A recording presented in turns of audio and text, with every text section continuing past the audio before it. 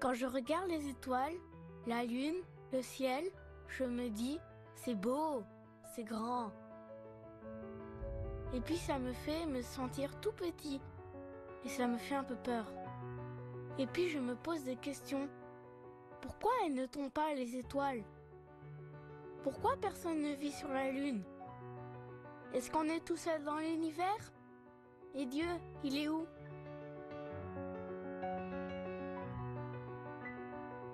Au fond, à bien y réfléchir, nous pourrions dire que la quête du savoir, la recherche scientifique, nous ont toujours fascinés, nous les humains. Et nos prédécesseurs ont déjà vécu cela. Eux déjà, parce que le ciel n'était pas pollué par toutes nos lampes de nos villes, étaient en permanence sous ce ciel étoilé qui était tout aussi fascinant, écrasant que les photos de nos amis astronomes. Alors allez lire, oui bien sûr, le livre de la Genèse, mais allez lire le psaume 8. Avoir ton ciel, ouvrage de tes doigts, la lune et les étoiles que tu fixas. Qu'est-ce que l'homme pour que tu penses à lui? Le psalmiste déjà, mais qu'est-ce que je suis quand je vois cette extraordinaire, ces nappes d'étoiles, cette voie lactée? Qu'est-ce que l'homme? Tu l'as voulu un peu moindre qu'un Dieu, le couronnant de gloire et d'honneur.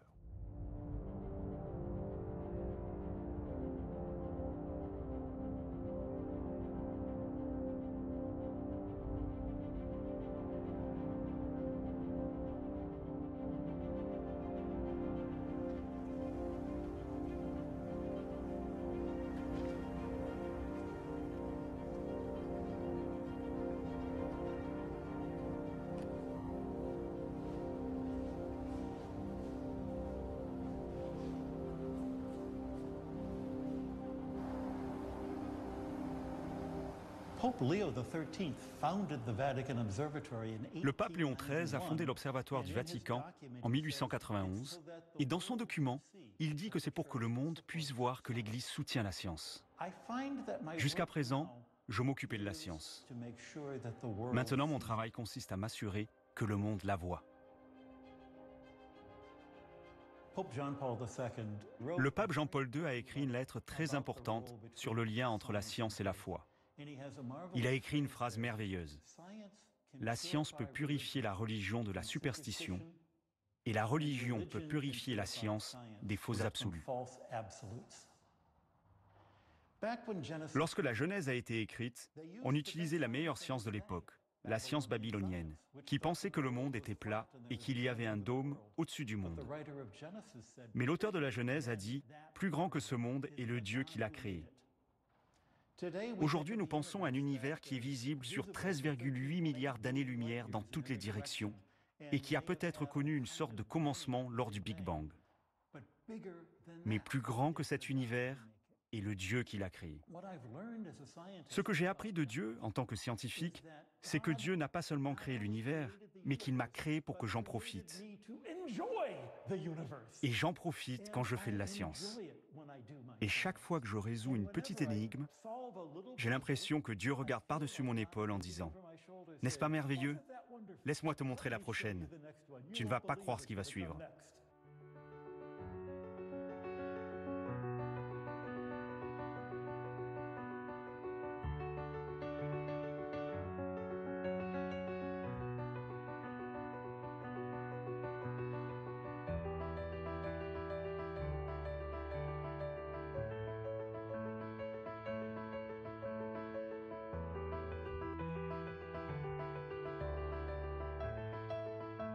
The universe as we know it L'univers tel que nous le connaissons est bien plus magnifique, bien plus grand et plus grandiose que nous ne l'avons jamais soupçonné.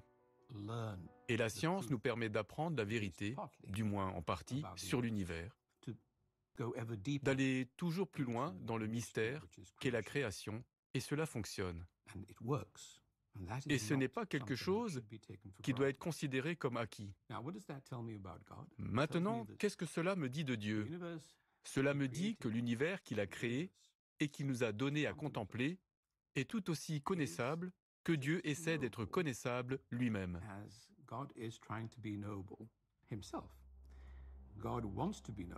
Dieu veut donc être connu. Et nous voyons la même chose dans la science, parce que dans la science, nous apprenons avec grande surprise que le monde veut être connu, qu'il nous permet d'aller toujours plus loin sur ce chemin de mystère qui s'ouvre devant nous. La science ne consiste pas à répondre à des questions, il s'agit d'approfondir un mystère.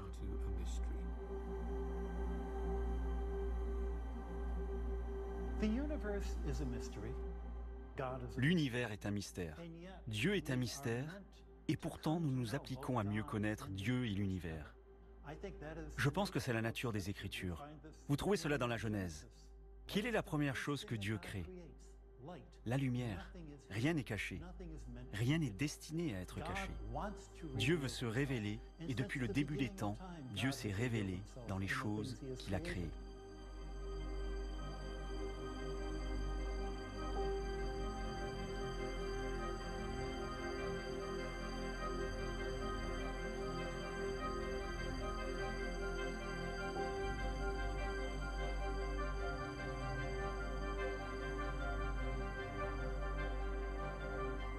Regarder les étoiles, ça me fait rêver.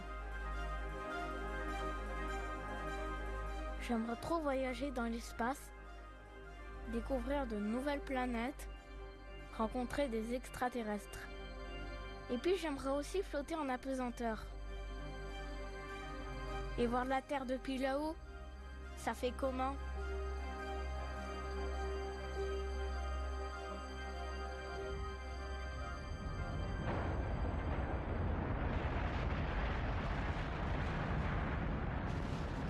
Cette puissance de 3000 tonnes de poussée qui soulève les 2000 tonnes de la navette spatiale, qui nous font atteindre la vitesse du son au bout d'1 minute, 5 fois la vitesse du son au bout de 2 minutes, 25 fois la vitesse du son au bout de 8 minutes et demie, quand on éteint les moteurs pour toujours et qu'on est en orbite pour toujours, jusqu'à ce qu'on fasse quelque chose pour revenir. Donc ça, c'est physiquement sensationnel. En même temps, par les hublots, au bout de 2 minutes, on est au-dessus de l'atmosphère, le ciel est noir, même en plein jour. Mon premier vol, c'était à midi. Au bout de 2 minutes, c'était tout noir dehors. Mais quand on se débrèle, on flotte depuis notre siège vers le hublot. Quand on regarde la Terre, c'est l'expérience la plus bouleversante pour tous les astronautes. On appelle ça l'overview effect. Ça modifie votre conscience de ce qu'est la planète, de ce que nous sommes, humanité, sur cette planète, dans cette immensité de l'univers. Les astronautes, quand c'est autour de la Terre, quand même la Terre est juste en face d'eux. Ils voient la rotondité, mais ils ne voient jamais la Terre entière devant eux. Il faut aller sur la Lune. C'était le cas donc des astronautes américains des missions Apollo qui ont pu voir cette fois-ci la Terre entièrement devant eux, avec là vraiment le sentiment de sa solitude. Quand nous envoyons des sondes et des télescopes plus loin que l'orbite lunaire, où la Terre cette fois-ci devient de plus en plus petite, il y a ce célèbre mot de Carl Sagan quand il voit des images où la Terre n'est plus qu'un petit point bleu, et il a ces phrases. Voilà, ce point bleu, c'est nous. Tout ce que nous connaissons, tout ce que nous rêvons, c'est sur ce tout petit point bleu, perdu dans les poussières de planètes et les poussières d'étoiles. Et plus on s'éloigne, plus ce sentiment est vertigineux.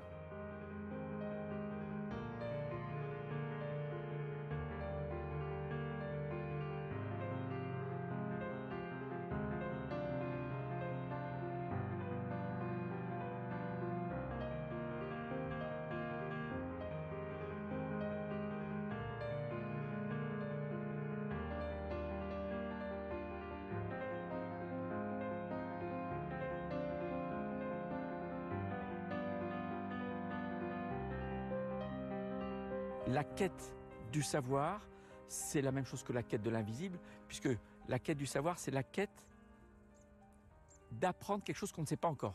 Et je crois que l'invisible, il y a l'invisible parce que vous ne voyez pas, ou l'invisible parce que c'est trop loin, ou l'invisible parce que quelqu'un vous cache quelque chose qui est normalement visible.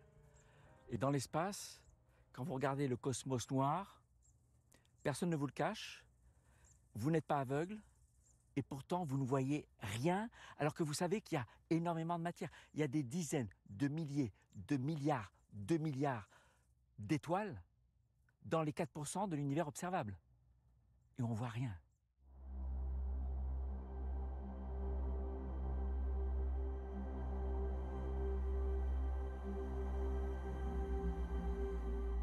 Au bout d'un moment, la pupille se dilate et ce qui paraissait noir, vide à l'infini, est rempli, tapissé d'étoiles qui ne scintillent pas parce qu'on ne les voit pas à travers l'atmosphère. Donc ce sont des points très nets, colorés, vous percevez leur couleur, le jaune, le rouge, le bleu, la voie lactée. Et là vous vous dites, c'est pas possible qu'on soit seul dans l'univers. On ne sait pas.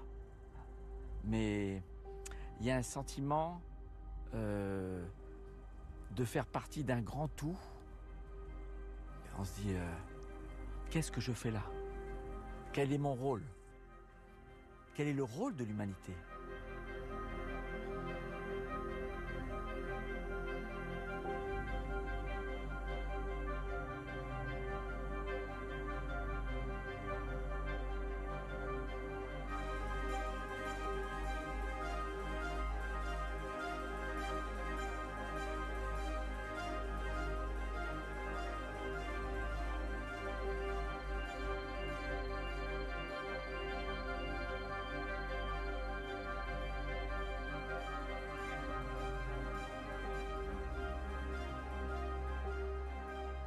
Si on a un télescope ou une lorgnette pour regarder plus loin que le bout de notre nez, il faut la placer dans les deux sens, depuis la Terre en regardant au-delà.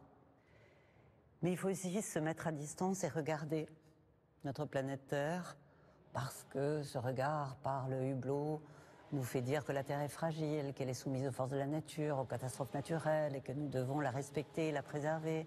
Et la question est toujours, mais quelle planète allons-nous laisser à nos enfants? Et très souvent, je retourne la question pour dire, mais quels enfants allons-nous laisser à cette planète?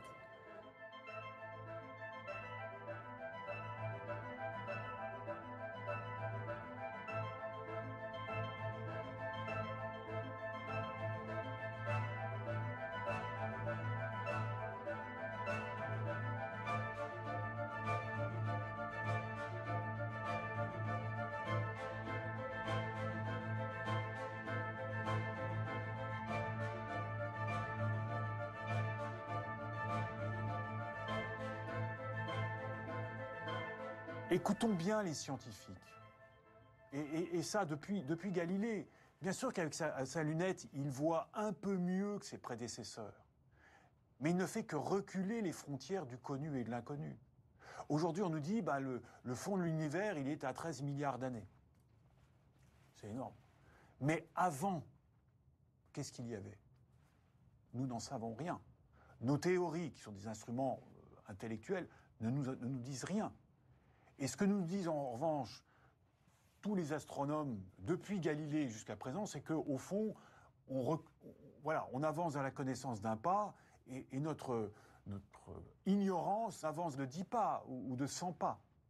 Et donc les télescopes pourront être de plus en plus puissants, les microscopes, les grands collisionneurs de particules, nous les humains restons tout de même toujours confrontés à une question. Crois-tu? Et cette réponse-là, elle n'appartient pas à la science.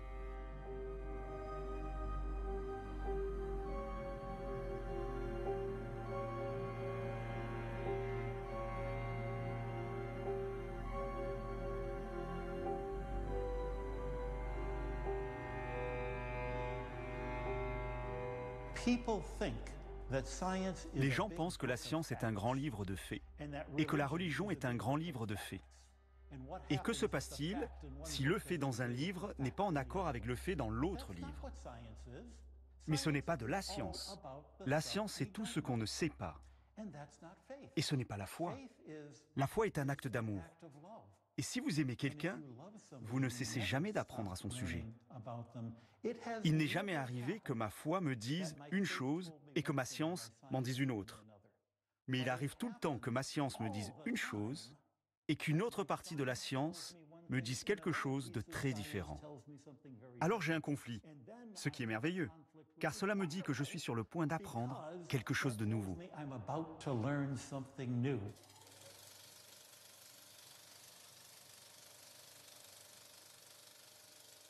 Georges Lemaître, l'abbé Lemaître, est l'un des fondateurs de la théorie du Big Bang. Et à l'occasion d'une visite à Rome, le pape Pie XII tient un discours assez étonnant en disant « Mais Lemaître, c'est extraordinaire. Votre discours sur donc, l'origine de l'univers, la théorie de l'expansion de l'univers, concorde parfaitement avec le discours de la Genèse. Donc on a la preuve que la Genèse a raison. Bon, donc concorde. Un accord entre le discours scientifique et le discours religieux. Quand Georges Lemaître entend les propos du pape, il s'insurge immédiatement en disant « Mais très Saint-Père, ne faites surtout pas ça. » Pourquoi? Parce qu'aujourd'hui, c'est vrai, le discours que vous entendez de la part des scientifiques résonne bien avec le discours religieux.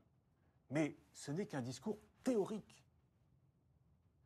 Et si demain, la théorie suivante, qui va expliquer un peu plus que la théorie d'aujourd'hui, ne concorde plus, qu'est-ce que vous allez faire?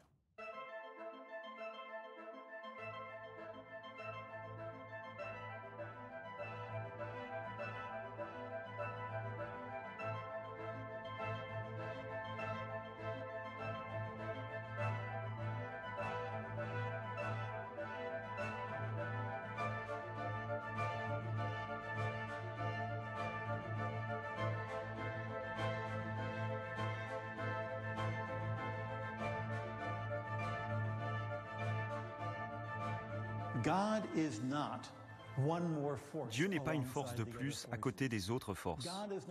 Dieu n'est pas la force qui maintient la planète stable comme le pensait Newton. Cela ferait de Dieu un autre Dieu de la nature, un autre Zeus. Mais ce n'est pas Dieu. Notre Dieu n'est pas naturel, mais surnaturel. Dieu est en dehors de l'espace et du temps. Dieu crée non seulement avant, mais aussi maintenant. Tout le temps est le même pour Dieu. Toute la création est en cours. Et encore une fois, ce n'est pas une idée de la science moderne, c'est quelque chose que Thomas d'Aquin savait. Dieu maintient l'existence de l'univers en tout lieu et en tout temps. Et c'est pour cette raison que cette idée de Dieu peut donner un sens à l'univers. C'est le philosophe Wittgenstein qui a dit que le sens de l'univers doit être en dehors de l'univers. Une chaise n'a de sens que si vous n'êtes pas la chaise, mais la chose qui utilise la chaise. L'univers n'a de sens que s'il y a un point de vue extérieur à l'univers qui lui donne un sens.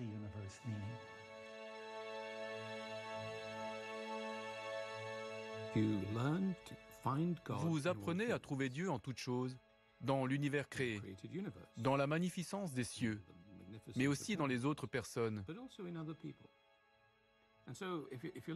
Et donc, si vous écoutez le pape François et ses encycliques, ce que le pape souligne, c'est qu'il existe un point commun sur lequel nous devrions essayer de travailler ensemble. Nous devrions rêver ensemble. Connaître l'univers, connaître la Terre comme une partie de la création, avoir ce regard sur notre planète depuis l'orbite nous permet de voir les choses beaucoup plus clairement, nous permet de rêver d'un monde meilleur beaucoup plus clairement qu'avant. Je pense que l'astronomie a une qualité fascinante, une capacité d'élever les âmes humaines vers des choses plus élevées. Je paraphrase Platon dans le dialogue de la République. L'astronomie oblige l'âme à lever les yeux. L'âme, pas seulement l'esprit, c'est l'âme. Et je pense que c'est extrêmement important. Les êtres humains ne sont pas seulement des animaux physiques qui ont des besoins corporels, mais nous avons aussi besoin de rêver un monde meilleur.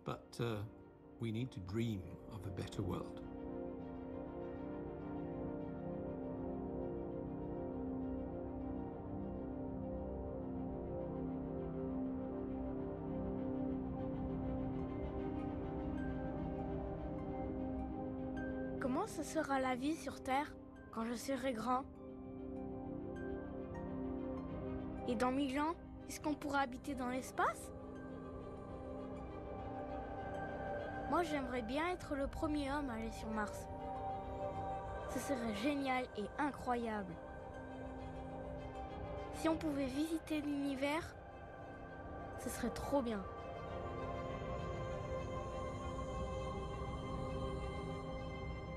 Les enfants sont des curieux. Et cette curiosité, je crois que c'est ça qu'il faut entretenir par rapport à ce qui nous entoure, par rapport à la nature, par rapport à un magnifique coucher de soleil, par rapport au chant d'un oiseau. Ne pas les ignorer ou y être indifférent, ça c'est une première chose. Et puis, bien évidemment, laisser germer par l'imagination, par l'exploration, ce sentiment qui vous attire à aller plus loin. Et je me souviens de moments en microgravité, dans une station spatiale, vivant des aventures absolument privilégiées, d'émerveillement de mes collègues russes regardant pousser des végétaux dans la serre, dans un des modules de la station spatiale. Et je me disais, oui, on a la chance de voir du merveilleux, mais gardons notre capacité de nous émerveiller pour des choses très, très simples.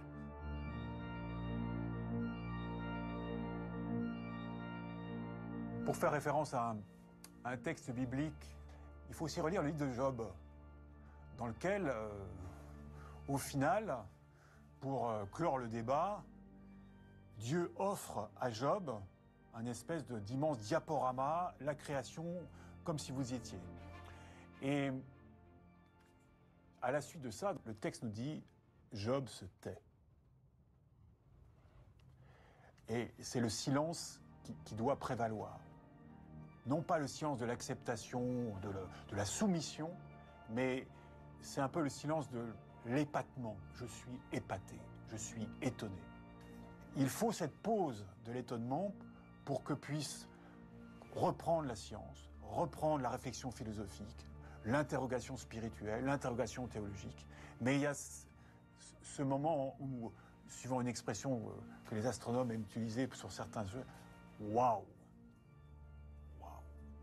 Et je crois que c'est juste pour tous les domaines de l'expérience humaine, de la démarche humaine. Ces moments où nous nous arrêtons et en regardant au-dessus, en dessous, derrière, devant, on dit « waouh ».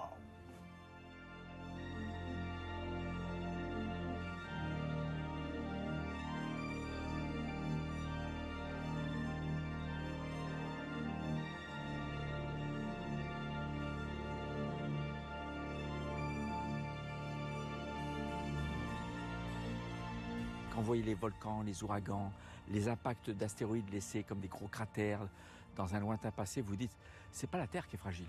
C'est de l'égoïsme anthropocentrique de dire ça. Elle nous survivra. C'est nous qui sommes fragiles. On n'est rien du tout.